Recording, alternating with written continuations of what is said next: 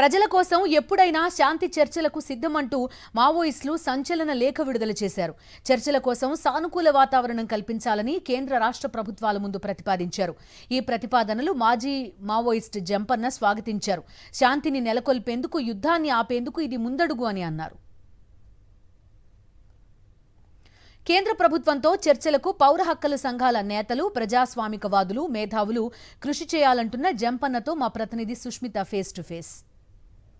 Maoist ప్రభావిత ప్రాంతాల్లో జరుగుతున్న మారణ హోమాన్ని ఆపాలి అంటూ కేంద్ర రాష్ట్ర ప్రభుత్వాలకి మావోయిస్టు పార్టీ లేఖ రాసింది. శాంతి చర్చలకు సిద్ధం అంటూ కూడా తెలిపారు. అయితే దీని గురించి మనతో మాట్లాడేందుకు మాజీ మావోయిస్టు జంపన్న గారు ఉన్నారు. ఒకసారి మాట్లాడించే ప్రయత్నం చేద్దాం. దీన్ని ఏ విధంగా చూడాలి, నిజంగానే ఈ చర్చలు జరిపితే నిజంగా ఈ సఫలీకృతం అవుతుందా, ఇవన్నీ అడిగి తెలుసుకునే ప్రయత్నం చేద్దాం. సార్, ఇప్పుడు ఒక లేఖ కూడా రిలీజ్ చేశారు, చర్చలకు సిద్ధం అంటూ కూడా చెప్పారు. దీన్ని ఏ విధంగా చూడాలి?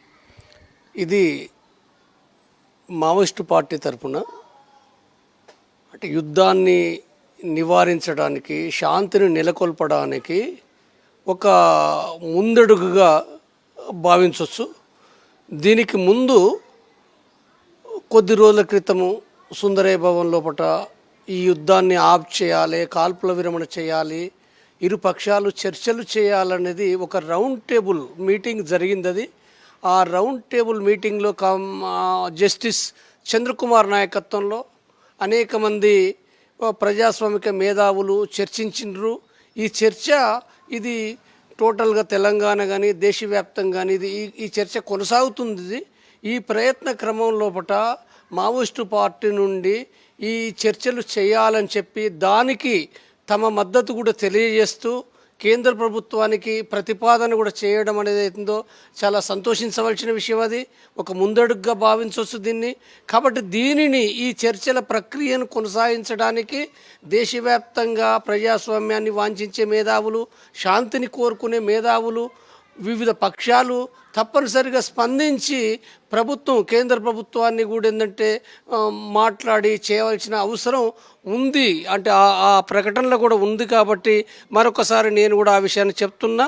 కాబట్టి కేంద్ర ప్రభుత్వం కూడా ఈ దిశగా స్పందించడం అనేది దేశానికి నేటి పరిస్థితుల బట్టి ఇది అవసరంగానే భావించవలసి ఉంటుంది. ప్రజాస్వామికవాదుల ప్రయత్నాల ఫలితంగా తప్పనిసరిగా ప్రభుత్వం స్పందించవలసి ఉంటుంది, స్పందిస్తుంది.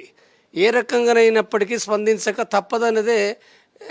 అంటే ఒక ప్రజాస్వామ్యాన్ని వాంఛించే వ్యక్తిగా రాజ్యాంగ డిమాండ్స్ ప్రకారంగా అది చేస్తుందనే భావిస్తున్నాను. దేశవ్యాప్తంగా చర్చ అవుతుంది. దేశమే కాదు, అది విదేశాల సైతం కూడా ఈ చర్చ ఇది జరుగుతున్నది. కాబట్టి ఇది శాంతిని కోరుకునే ప్రజలు ఈ యుద్ధాన్ని ఆఫ్ చేయాలి, ఈ కాల్పులు ఆఫ్ చేయాలి, చర్చలు జరపాలనేది ఒక బలమైన డిమాండ్ పెరుగుతున్నది.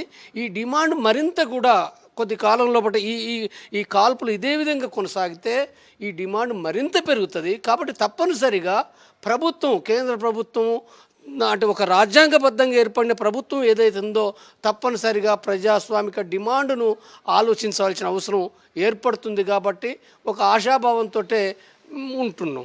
ఈ శాంతి చర్చలు అయితే ఖచ్చితంగా జరగాల్సిన అవసరం ఎంతైనా ఉందని కూడా చెప్తున్నారు. ఖచ్చితంగా ఈ లేఖ ఒక ముందడుగు కాబోతుంది. సానుకూల ఫలితాలు వస్తాయని కూడా మావోయిస్టు పార్టీ భావిస్తున్నట్టు కూడా తెలిసింది. కెమెరామెన్ వెంకట్తో సుష్మిత, సాక్షి టీవీ, హైదరాబాద్.